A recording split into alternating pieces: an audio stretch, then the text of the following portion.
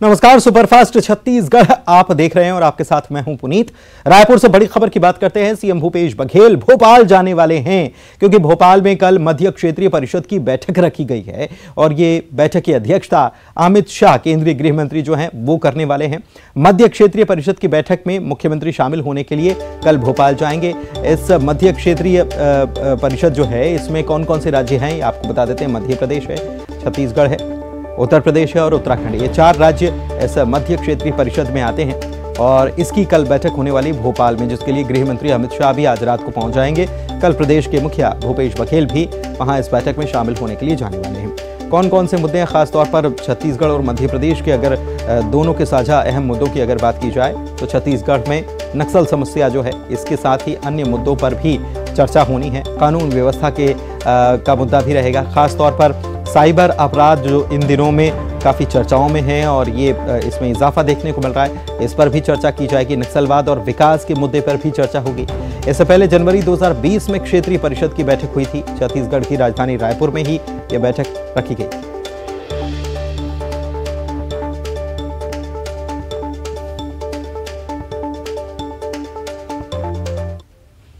और रायपुर से एक और बड़ी खबर आपको बता दें कि 22 अगस्त को प्रदेश कांग्रेस कार्यकारिणी की अहम बैठक होने जा रही है। यानी कल ही ये एक अहम बैठक है जिसमें सीएम भूपेश बघेल, प्रभारी सचिव चंदन यादव, पीसीसी अध्यक्ष मोहन मरकाम शामिल होंगे।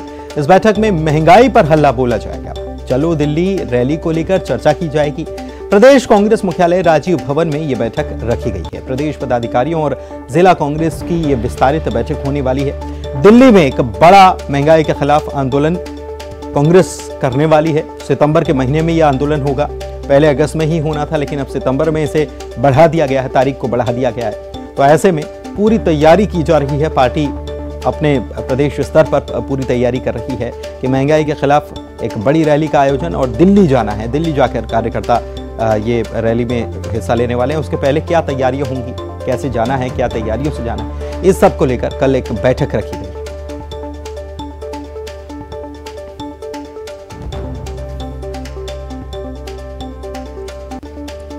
तो कल का दिन जो है वो कई मायनों में खास रहने वाला है। खास इस लिहाज से कि मुख्यमंत्री जो हैं वो भोपाल जाएंगे, राजधानी वहाँ बैठक में शामिल होंगे।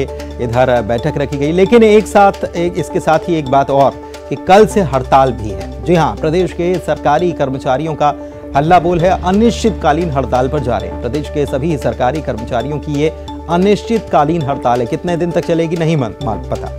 प्रदेश भर में सरकारी कामकाज ठप रहने वाला है।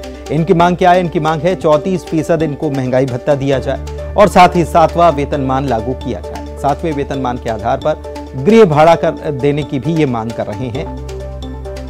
एचआरए जिसको कहा जाता है। हड़ताल को 91 कर्मचारी और अधिकारी संगठनों ने समर्थन दिया है। ये दावा किया जा रहा है, फेडरेशन का ये दावा है कि इतने लोग इसमें शामिल होंगे, जिसमें अब कौन कौन से काम प्रभावित होंगे। तहसीलदार, नायब तहसीलदार, न्यायिक कर्मचारी, ये सब इसमें शामिल है। पिछली बार की अगर हड़ताल की बात की जाए, जो इन्होंने 5 दिन की हड़ताल की थी, उसमें तो शिक्षक भी शामिल हुए थे, यानी पढ़ाई का काम भी बाधित हो गया था। अंतिम चरण का आंदोलन है। प्रदेश भर के कर्मचारियों और अधिकारियों में अभूतपूर्व उत्साह है और इस आंदोलन में इस बार न्यायिक कर्मचारी संघ 23 जिले के न्यायालय और तहसील न्यायालय सभी न्यायालयों के जो कर्मचारी है, अधिकारी हैं, वो भी इस आंदोलन में शामिल हो रहे हैं। इसके साथ ही जो प्रदेश के तहसीलदार, नायब तहसीलदार हैं, उनका भी समर्थन जो है हमको मिला है। तो कल का आंदोलन अभूतपूर्व होगा और जो आंदोलन होगा उसके अनुसार हम लोग पूरे जिले में धरना प्रदर्शन का कार्यक्रम रखे हैं। इसके साथ ही पूरे 146 ब्लॉक में भी धरना प्रदर्शन का कार्यक्रम। इधर आबकारी मंत्री कवासी लखमा ने कर्मचारियों की कल से होने वाली हड़ताल को लेकर यह कहा है कि सरकार कर्मचारियों की उपेक्षा कर नहीं रही है। सही समय पर कर्मचारियों की सारी मांगें पूरी भी करती जाएंगी। उन्होंने कर्मचारियों से भी हड़ताल न करने की अपील की है। ये कहा है कि हड़ताल से आम लोग और कामकाज प्रभावित होता है।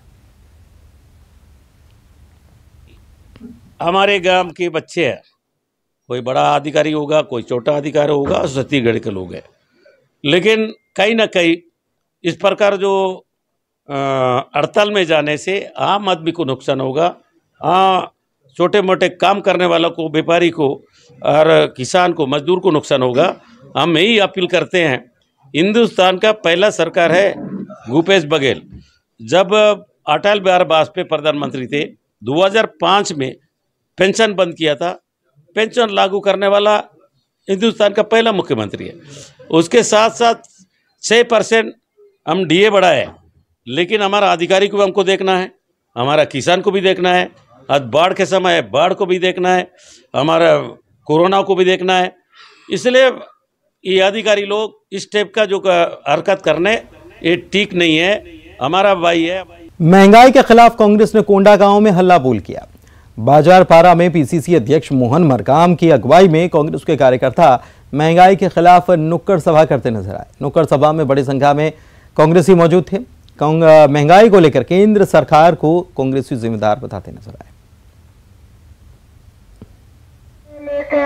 सब चीजों में जीएसटी वार, मोदी तेरा खेल, महंगा राशन, महंगा तेल, खाऊंगा ना खाने दूंगा, उसे ही कहते थे। 2013 में 14 में भारतीय जनता पार्टी का संपत्ति 380 करोड़ रुपया और 2020-21 में भारतीय जनता पार्टी की संपत्ति 4,800 करोड़ रुपया। भारतीय जनता पार्टी माला माल, देश का जनता कंगाल। मिशन 2023 के लिए बीजेपी पूरी तरह से एक्टिव हो चुकी है। 24 अगस्त को बीजेपी युवा मोर्चा बेरोजगारी के मुद्दे पर सीएम हाउस का घेराव करेगा। इसकी तैयारियों के बीच क्षेत्रीय संगठन महामंत्री अजय जामवाल ने मोर्चा प्रकोष्ठ प्रमुखों की बैठक ली। बैठक में प्रदेश से प्रभारी नितिन नवीन भी मौजूद रहे और उन्हें सरकार के खिलाफ आंदोलन तेज करने का टास्क दिया गया। वर्ग विशेष की समस्याओं को जनता तक लाने और सरकार के खिलाफ आंदोलन में उग्रता लाने के लिए भी कहा गया। सरकार लगातार नाकामयाब रही है महिलाओं को सुरक्षा देने में। उन सारे मुद्दों को लेकर महिला मोर्चा के साथ उन लोग के एजेंडे पे बात हुआ, तो सभी मोर्चा के आगामी कार्यक्रमों के लेकर चर्चा हुई है और आने वाले दिनों में मोर्चा के माध्यम से अलग अलग वर्ग और समाज में जो लगातार छत्तीसगढ़ की सरकार की नाकामी रही है, चाहे वो शराब के मुद्दे पे हो, माफियागिरी हो, समाज में तनाव का जो वातावरण पैदा हो रहा है, इन सारे विषयों को लेकर अलग अलग वर्ग और मोर्चा कार्यक्रम करे। 24 अगस्त को सीएम हाउस के घेराव के पहले बीजेपी लगातार सरकार के खिलाफ हमला कर रही है। पूर्व मंत्री बृजमोहन अग्रवाल, अजय चंद्राकर ने सरकार को निशाने पर लिया। बृजमोहन अग्रवाल ने आरोप लगाया है कि बीजेपी के प्रस्तावित आंदोलन से पूरे छत्तीसगढ़ और सरकार में हलचल हो गई है। शासन प्रशासन ने आंदोलन रोकने के लिए ताकत लगा दी है। अजय चंद्राकर कह रहे हैं कि विधानसभा में झूठ बोलने वाली छत्तीसगढ़ की सरकार देश की पहली सरकार है। सरकार ने युवाओं को धोखा दिया, 10 लाख को रोजगार देने का वायदा किया था, जिसे पूरा नहीं किया। प्रदेश में बेरोजगारी की दर बढ़ती जा रही है। मैंने कहा कि ये रेवड़ी और बेवड़ी सरकार है, वैसे ही ये नशेड़ी सरकार है, युवाओं को नशे में डुबो रही है, युवाओं का भविष्य बर्बाद कर रही है। इसके विरोध में 24 तारीख को हल्ला बोल, ये सरकार के विरोध में एक बड़ा प्रदर्शन होगा। छत्तीसगढ़ में और पूरी सरकार में हलचल मची हुई है। पूरा प्रशासन, पूरा शासन उसने ताकत लगा दी है कि युवा मोर्चे का 24 तारीख का जो हल्ला बोल कार्यक्रम है उसको कैसे रोका जा सके, उसमें आने वाले लोगों को कैसे रोका जा सके, इसमें पूरी ताकत लगा दी है। यदि सिर्फ युवाओं की बात करें, उनके पूरे घोषणा पत्र को छोड़ दें, युवाओं की बात करें तो वो प्रदेश के युवाओं को छल रहे हैं, ठगे हैं। और ये कह सकता हूं मैं कि उन्होंने विधानसभा की भी अवमानना की है और असत्य कथन करने वाले, झूठ बोलने वाले वो प्रदेश के या पूरे देश के पहले। बारिश में आवक कम होने पर राजधानी रायपुर में सब्जियों के दाम आसमान पर पहुंच रहे हैं। सब्जी विक्रेता बाहर से आने वाली सब्जियों के भरोसे हैं। खरीदारों को बड़ी कीमतों ने परेशान कर रखा है। मार्केट की बात की जाए तो हरी सब्जियां बहुत ऊंचे दाम पर पहुंच चुकी हैं। पालक भाजी की बात कर लें तो इसका दाम है 200 रुपए किलो। सब्जियों का स्वाद बढ़ाने वाला धनिया 200 रुपए प्रति किलो बिक रहा है। बाकी सब्जियां भी इसी तरह महंगी हैं। समेत देश के कई राज्यों में इस वक्त बारिश हो रही है और बारिश की वजह से सब्जियों की आवक घट गई है, जिसकी वजह से सब्जियों के दाम जो है वो बेतहाशा बढ़ गए हैं। रायपुर के शास्त्री मार्केट में इस वक्त मैं मौजूद हूं और यहाँ कोई भी जो सब्जी है वो 60 रुपए किलो से नीचे की नहीं है। हर सब्जी यहाँ पर अभी आपको महंगी दिखाई देगी और एक तरह से जो रोजमर्रा में लोगों के दैनिक जरूरतों में सब्जियों का सबसे अहम स्थान होता है, उनकी रसोई में सब्जी का जो स्वाद है वो अब महंगा पड़ रहा है। लोग यहाँ पे निकले भी हैं, उनसे भी जानने की कोशिश करते हैं। भाई साहब, क्या कुछ खरीदा है आपने? सर सब्जी तो खरीदने के लिए आए हैं। अच्छा, तो क्या रेट कैसा? अरे रेट का कुछ भैया सब। हाँ, जो पहले 200 रुपए में बैग फिलअप हो जाता, 500 रुपए में नहीं हो रहे। 500 रुपए में नहीं हो पा रहे। तो ये स्थिति अभी आप देखिए कि 200 रुपए में जो झोला भर जाता था वो 500 रुपए में नहीं भर रहा है। दाम भी ऐसे कि पालक जो सब्जी है, पालक की भाजी, वो 200 रुपए किलो, धनिया भी 200 रुपए किलो, इसी तरह गोभी जो कि 70 रुपए किलो है। यानी रसोई में अगर आपको सब्जियां बनानी है और मुंह का जायका बढ़ाना है तो आपकी थाली महंगी हो जाएगी, क्योंकि अभी जो सब्जियों के दाम हैं वो लगातार बढ़ रहे हैं। बारिश की वजह से आवक भी कम है और जब तक आवक जो है वो सामान्य नहीं हो जाती तब तक लोगों को इसी तरह महंगी सब्जियां खरीदनी होंगी। कैमरा पर्सन इमरान कुरैशी के साथ देवव्रत भगत, न्यूज़ 18 रायपुर। रायपुर से बड़ी खबर बता रहे हैं, यात्रियों के साथ धोखाधड़ी का मामला सामने आया है। 3 बस एजेंट इस मामले में गिरफ्तार किए गए। कोंटा का टिकट लेकर जगदलपुर में उतार दिया। पुलिस ने आरोपी का जुलूस निकाला, बस स्टैंड पर उससे उठक बैठक भी कराई है। कोंटा का टिकट था लेकिन उतार जगदलपुर में दिया गया। यात्रियों के साथ ये पूरी धोखाधड़ी की गई, रास्ते में ही उतार दिया गया। शिकायत हुई, पुलिस ने सबक सिखाया, पहले जुलूस निकाला, उसके बाद बस स्टैंड पर उठक बैठक कराई।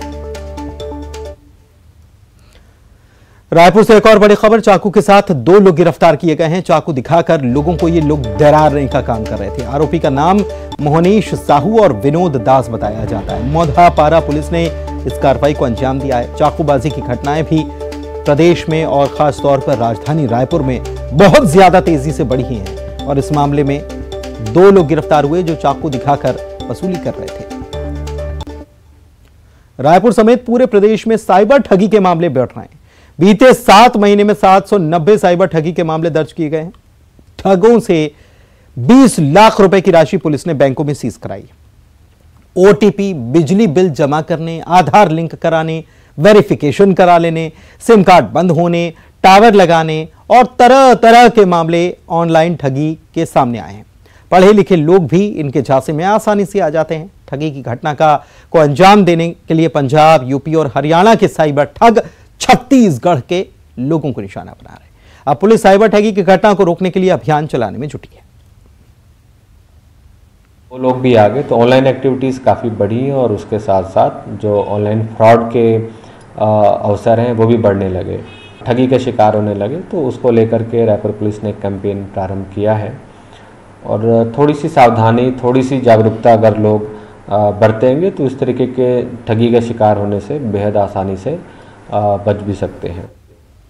अदालतें तो आपने बहुत देखी होंगी, लेकिन देवताओं की अदालत के बारे में बताते हैं, क्योंकि कोंडागांव में शनिवार को देवी देवताओं की अनूठी अदालत लगाई गई। इस अदालत में केशकाल के सुर डोंगरगढ़ में भंगाराम माई की अदालत लगी थी। भारी बारिश के बीच भंगाराम माई की अदालत लगाई गई और इस अदालत में 9 परगना के देवी देवताओं की पेशी हुई।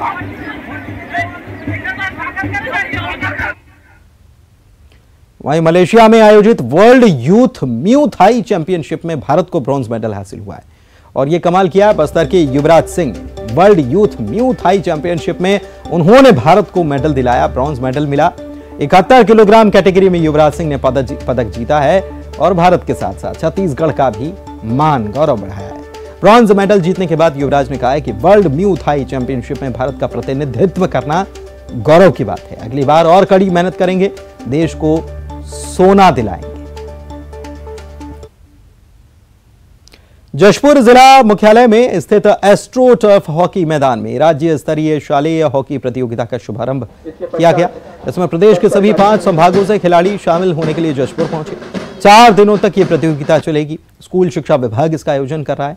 इसमें प्रदेश भर के 270 खिलाड़ी शामिल हो रहे हैं। 24 अगस्त को प्रतियोगिता का फाइनल होना है। इस दिन जिले के प्रभारी मंत्री उमेश पटेल यहां शामिल हुए। भूपेश बघेल जी को मैं धन्यवाद देना चाहता हूं और साथ ही साथ हमारे खेल मंत्री उमेश पटेल जी को मैं धन्यवाद देना चाहता हूं कि इतना सुंदर एस्ट्रोटर्फ हॉकी स्टेडियम देके उन्होंने हमारे जशपुर के लोगों का गौरव मान सम्मान बढ़ाया है।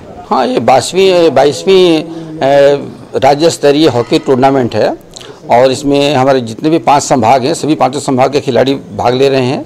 यह खेल जो है वो 3 विधाओं में है, 15 वर्ष बालक, 17 वर्ष बालक और 17 वर्ष बालिका। हर संभाग से बालक वर्ग हो या बालिका वर्ग में हो 16-16 खिलाड़ी आए हुए हैं।